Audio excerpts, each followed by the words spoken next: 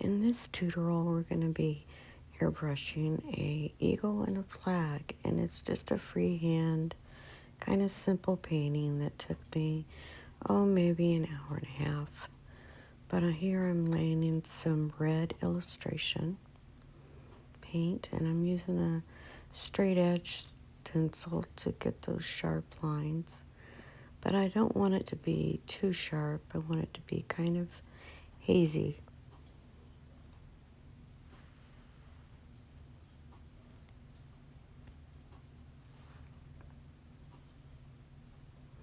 And you can't tell from this, but I've already slightly sketched in an outline of the eagle. And we're just going to have a little fun, not being so strict on this video, but we're just coming in and just enjoying the process and not being so detailed with it.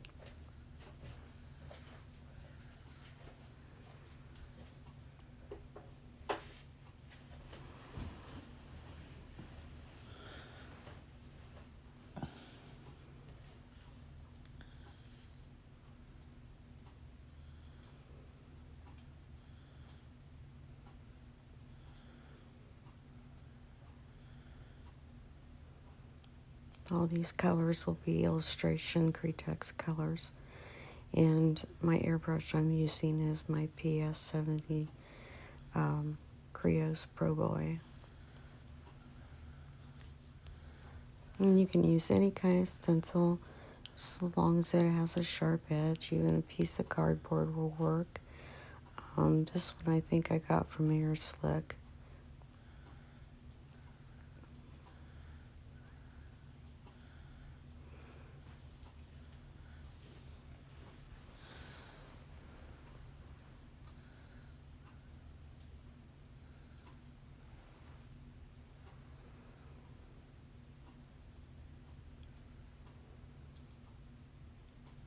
Here I'm lightly airbrushing in the beak, just kind of outlining it to give me a little edge from that drastic white background.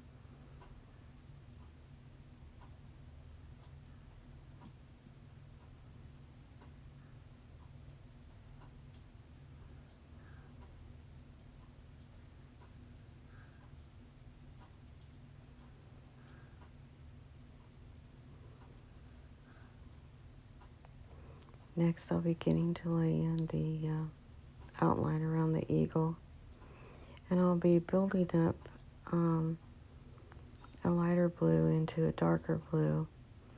And sometimes when you lay blue over red, you just get a darker, deeper color of blue. It just depends on how much you lay. It can turn purple, of course, but if you're careful with it, you could get the color that you're wanting, that deeper color of blue.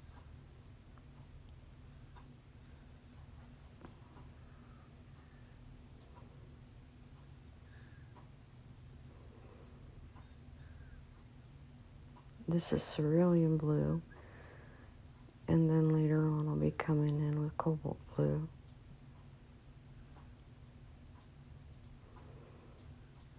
And then the stars that I'm going to be laying in here are not going to be sharp. They're going to be, it's going to look like it's in a distance a little bit, so we're not going to be too detailed with it.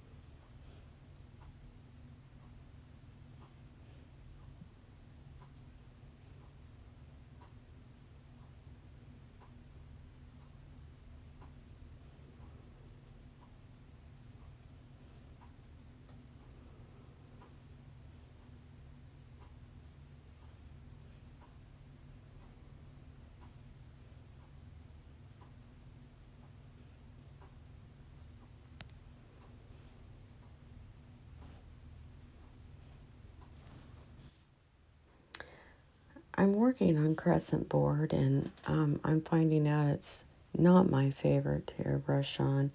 Even though it's a smooth canvas, the paint seems to soak right into it, so it's not like working on my panels that I'm used to working on. And the paint, um, when you want to scratch in highlights, it's you can't do it on a crescent board because the X-Acto knife or whatever tool you're using to scratch out, it just kind of scratches the crescent board, so you don't want that, and it picks up little pieces of the material. So this is just something that I'm working on. Just it gives it the airbrush look instead of a more realistic look or a more detailed look. With this crescent board, you're getting that airbrush look, much like you would get on a t-shirt or something like that.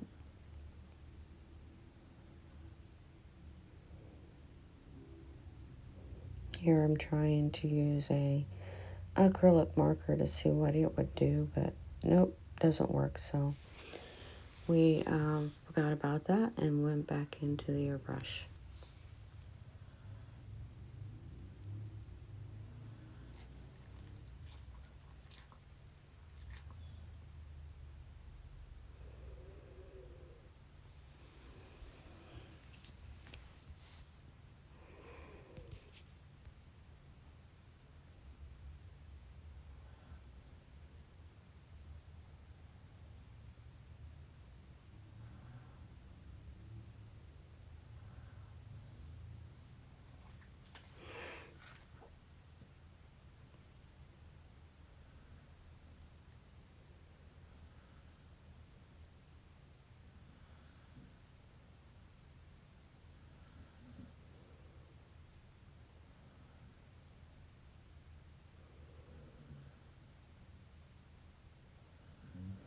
I kind of really enjoyed doing this piece because I wasn't really concentrating on being too particular with it. I just was just having fun, just not using too many stencils and just kind of coming in and just painting with the airbrush, and trying to, be as particular as I could, but yet not overdo it. This, like I said, this only took me about an hour and a half to complete this piece, and I was happy with it. I've done better work, but for most people that don't know that much about art, they're going to look at this and go, "Wow, that's a really cool painting." But of course, I know that I haven't. It could be much better if I put more time in it. Just like with anything, artists, sometimes it's knowing when to stop or when to let go and say it's finished. Sometimes it's good just to take a little break and just do a fun piece that's quick, easy, and you can enjoy it instead of being so precise. And you can really find out that you can do a pretty good job with just using the airbrush.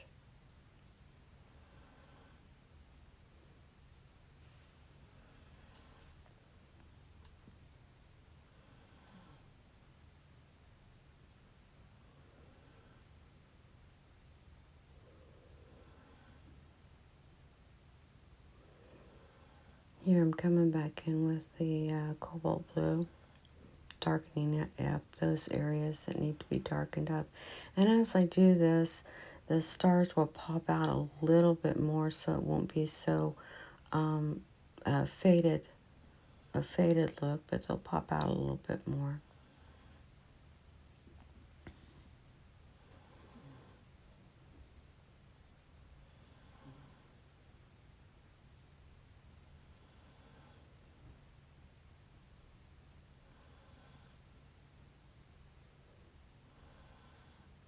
My dog is in the room with me, so you might hear him deep breathing.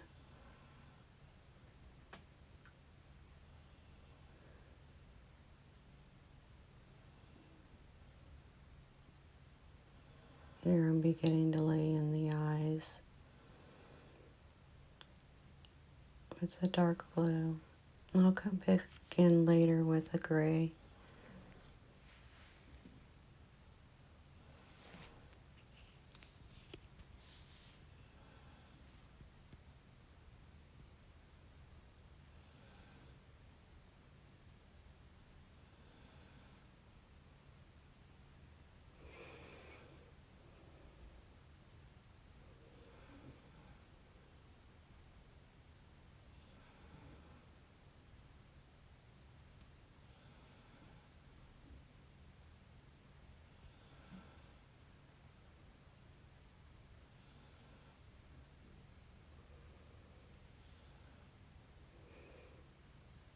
You can see as I airbrush that a lot of times I will brace my hand with my other hand, and it looks like I'm laying my hand on the art piece itself, but I have my pinky stuck out to where it's just my little finger that's touching the art piece.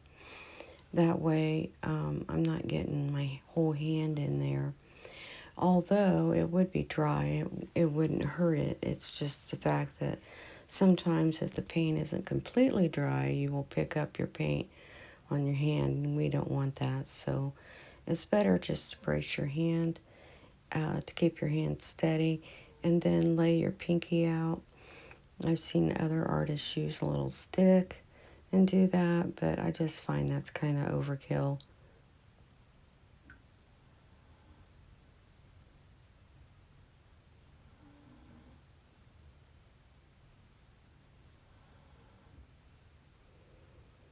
This this little piece here would look really cool on a tailgate or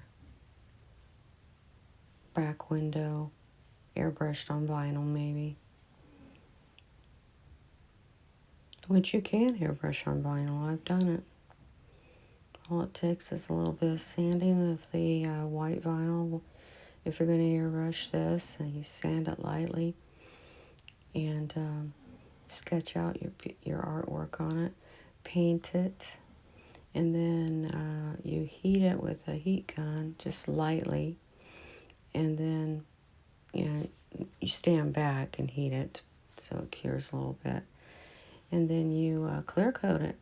Then while it's not completely dry, you cut that out of the vinyl. Then you lay your transfer paper and put it on.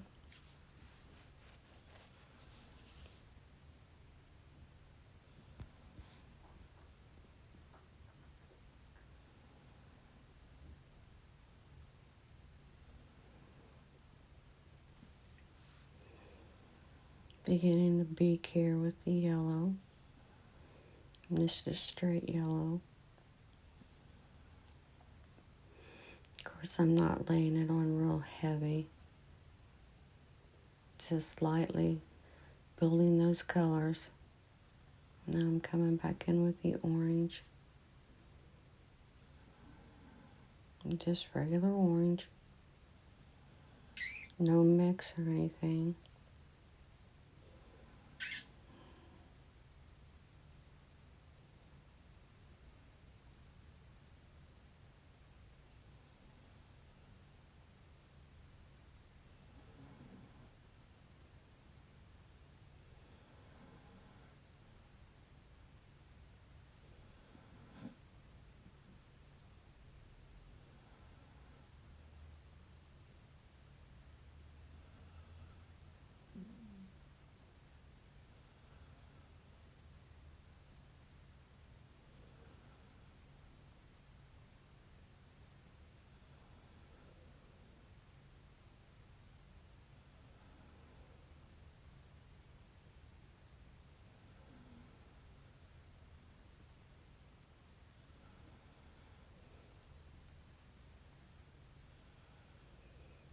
And here I'm coming back in with a dark.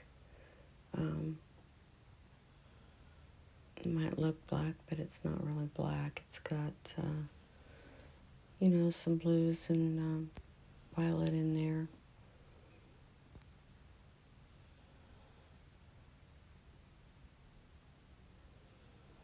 Black is such a dulling color that you want to stick as much away from it as you can. Always mix it, just maybe a drop or two with blue and violet, and it adds a little bit of life to the black. Even though it's still really dark, it's not as dulling as just regular straight black.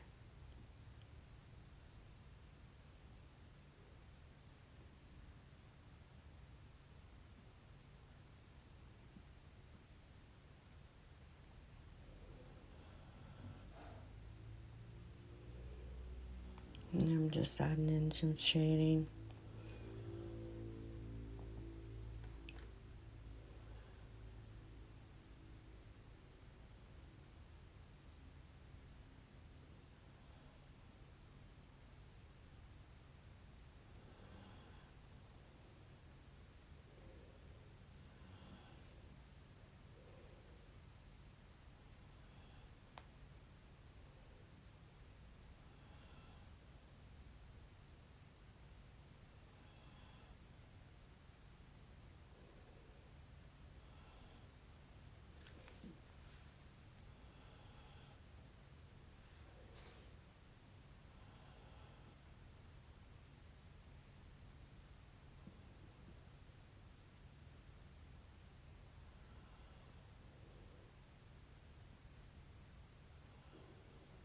My camera's in the wrong position, so you can't really see what I'm doing.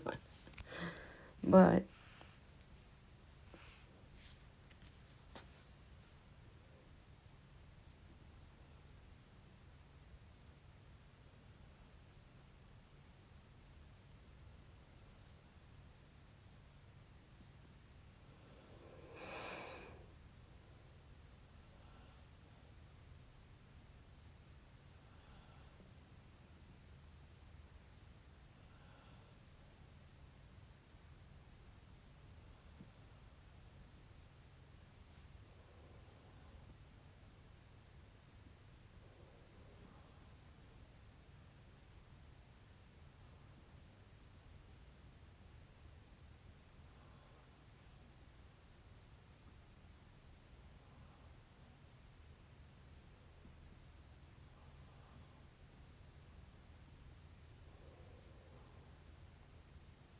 here I'm just putting in a few dark areas around the eagle.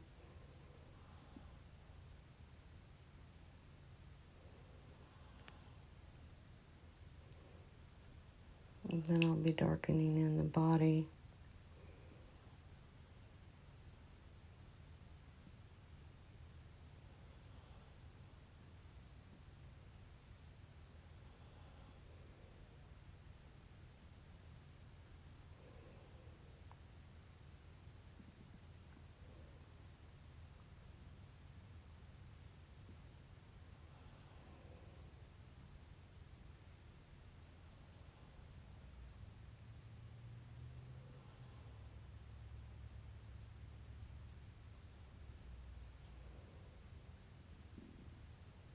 And I believe I'm going to be coming back in with white to kind of highlight some areas and dull down that dark just a little bit.